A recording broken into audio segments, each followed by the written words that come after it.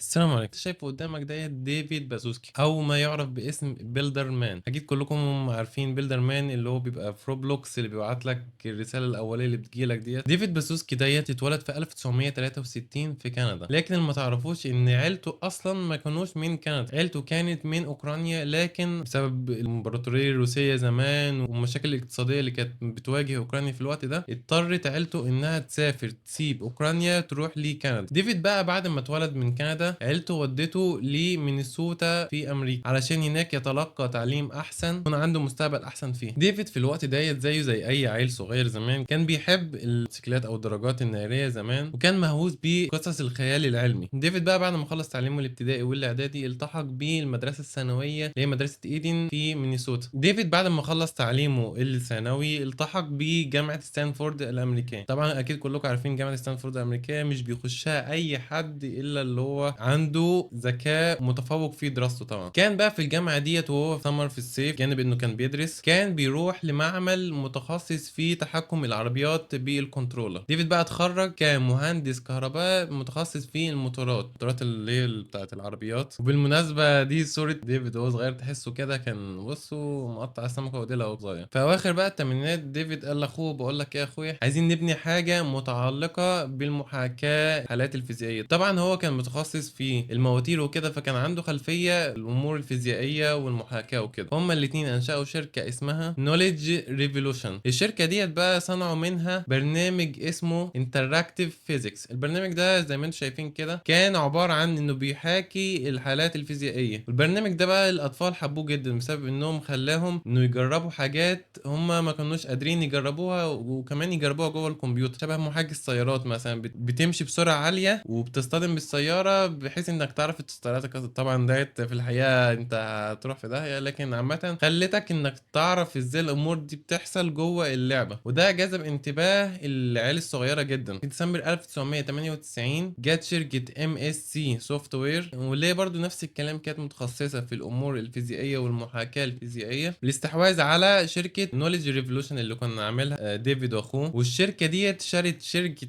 ديفيد واخوه ب 20 مليون دولار. وديفيد طبعا مش بعد ما شروا الشركه رموه كده، لا دول نصبوه كمدير عام او نائب الرئيس في الشركه دي. سنه 2002 و2003 بازوسكي طلع بره الشركه دي خالص وقال ايه، بدل ما اروح اشتغل في شركه او مدير شركه عام اروح استثمر احسن فلوسي. فعمل حاجه اسمها بازوسكي اند اسوسييتس او بازوسكي وشركائه، وما اعرفش هو كان شايف اي لفته بقال عندنا كان هيلاقي نفس الاسم بالظبط. فبعد ما طلع من الشركه دفع استثمارات. كان في الوقت ده شركه اسمها فريندستار. الشركه دي عباره عن شبه فيسبوك وكده، عباره عن منصه تواصل اجتماعي في الوقت ده، لكن تقريبا هي مش مشهوره قوي شبه المنصات التانية، فعشان كده ممكن انت اول مره تكون سمعت عنها اصلا. كان لوجو الشركه ساعتها، الشركه دي بقى اتاسست قبل فيسبوك، فكان ليها رواج كبير ساعتها، كان اول مره الناس تشوف التواصل الاجتماعي وكده، فكانت فرصه ان حد يستثمر فيها كانت استثمار ناجح ساعتها. جه بقى في ديسمبر سنه 2003 بازوس هو وشريكه ايريك كاسل اللي هو كان بيشتغل مهندس في برنامج انتراكتيف فيزيكس، قال له يا بازوسكي طالما انت ليك برضه في المحاكاه وكده وانا ليا في المحاكاه، ليه ما نعملش لعبه يكون محورها عن الموضوع ديت. وبالفعل في سنه 2003 عملوا لعبه اسمها اي بلوكس. فقالوا اسم اي بلوكس ده الصراحه اسم بشع، احنا شوف اسم تاني احسن. فراحوا الاسم ابشع منه اسمه جو بلوكس. فقال له بص يا سيدي اسم جو بلوكس ده ايه ما يسيبناش. قال له تمام نختار اسم بقى ابشع منه اللي هو اسم داينا بلوكس. وكمان يا جماعه لو انتوا بصيتوا كده هتلاقي ايه داينا بلوكس ديت الموقع بتاعها كان موقع الصراحه